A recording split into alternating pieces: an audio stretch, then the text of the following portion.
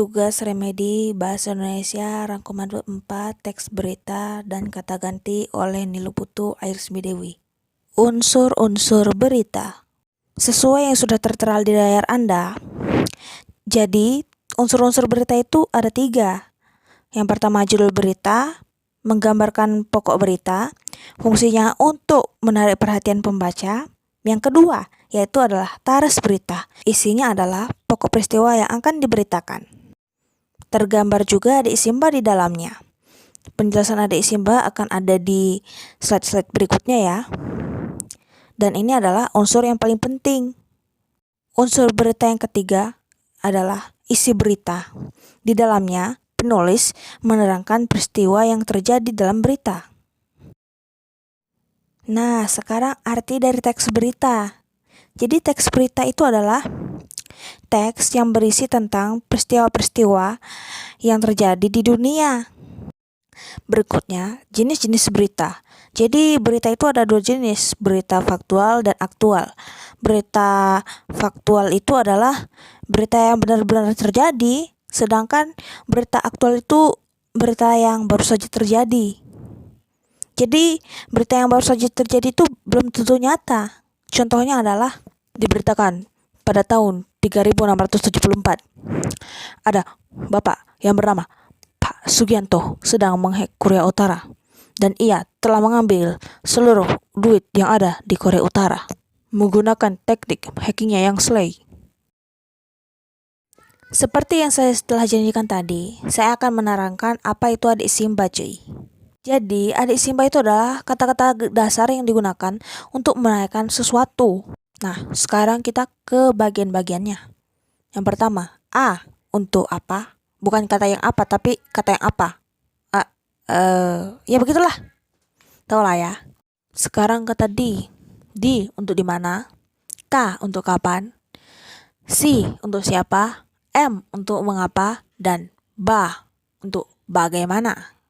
Silakan dibaca untuk contoh kalimatnya. Pause dulu video ini kawan. Sudah? Kalau sudah, oke, lanjut. Sekarang kita masuk ke materi konjungsi. Jadi konjungsi itu adalah kata ganti ya. Ada 3 konjungsi cuy. Tapi sekarang kita bahas yang kronologis dulu ya. Di slide berikutnya kita akan bahas yang 2 lainnya. Langsung aja, nggak usah banyak basa-basi. Jadi konjungsi kronologis itu adalah kata ganti untuk urutan waktu. Kayak urutan pertama saya makan, lalu tidur, setelah itu mandi, dan sebagainya lah. Oke? Jadi bagian-bagiannya itu ada kemudian, lalu, setelah itu, dan pada akhirnya. Nah, di layar sudah ada contoh-contohnya. Tapi saya mau kasih tahu tetap ya contoh-contohnya. Siapa tahu ada yang dari kalian itu belum terlalu lancar membaca atau kadang tipu baca cuy. Karena di tulisan ini banyak yang tipu juga kan aku. Langsung saja. Yang pertama, contoh kemudian. Saya sedang membaca buku dan kemudian saya haus. Contoh lalu. Saya bangun tidur. Lalu karena gabut saya pun kayang. Contoh setelah itu. Aku sedang olahraga. Tapi setelah itu aku merasakan rasa kram. Dan ternyata aku ingat, aku belum pemanasan. Nah, sekarang contoh pada akhirnya. Baru aja loh, 2 menit yang lalu saya membersihkan rumah. Saya pun melihat kedua adikku pun masuk ke rumah dengan keadaan kotor. Pada akhirnya saya tidak bisa marah. Saya harus bersihkan rumah itu kembali. Ini kata-kata yang singkat untuk kalian semua yang bertanya ini ya. Jadi mungkin saja ada yang bertanya dalam hati, loh kok beda-beda jenis ya latarnya? Bukan kopi saja atau semangka saja?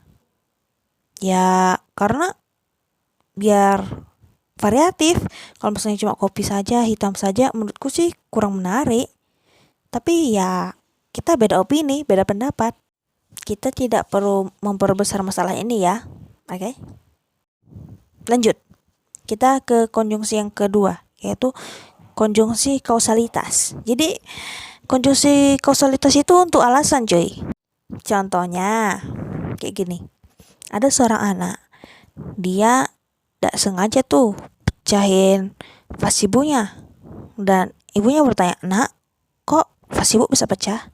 Anak tersebut menjawab, "Maaf bu, pecah vasnya sebab tadi saya kaget ada petir, makanya nggak sengaja jatuh dan mendorong meja, lalu vasnya jadi pecah, maaf ya." Nah, begitu. Kita langsung ke bagian-bagiannya. Tadi sudah saya berikan satu contoh dari bagian-bagian kausalitas, yaitu adalah sebab.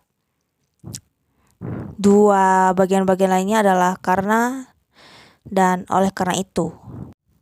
Contoh karena, contoh ini agak sensitif ya. Saya makan narkoba, karena itulah saya pun kecanduan narkoba. Contoh oleh karena itu, kemarin saya lompat-lompat di kasur, lalu saya pun jatuh. Oleh sebab itu, saya hanya roda depan di kasur.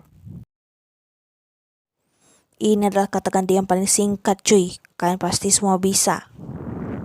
Jadi, kata ganti promina itu adalah kata tunjuk. Ya benar, untuk menunjuk. Contoh dari promina adalah, lihat itu, ada sapi terbang menggunakan jet. Orang yang berkata sapi terbang pasti sedang menunjukkan sapi tersebut, ya kan? Yap, tepat sekali. Nah, jadi bagian-bagian dari promina itu adalah ini, itu, dan tersebut. Contohnya seperti bawah ini. Ada contoh yang absurd dan yang normal. Contoh ini dan itu normal, yang tersebut kurang normal. Goodbye guys, maaf jika ada kesalahan kata ya.